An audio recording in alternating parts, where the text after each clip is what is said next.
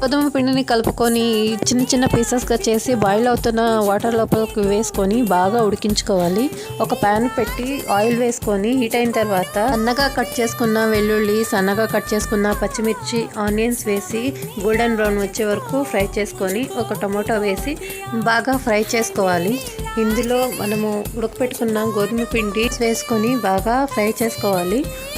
ఇప్పుడు కొంచెం గరం మసాలా, కావాల్సినంత ఉప్పు వేసుకొని బాగా ఫ్రై చేసుకొని కలుపుకోవాలి. ఇందులోకే 2 స్పూన్ రెడ్ చట్నీ వేసుకొని బాగా ఫ్రై చేసుకోవాలి. ఇది మైదా పిండితో కూడా చేసుకోవచ్చండి. హెల్తీ వర్షన్ కావాలంటే గోధుమ పిండితోనే చేసుకుంటే మంచిది. ఇది గోధుమ పిండి స్నాక్స్ అండి.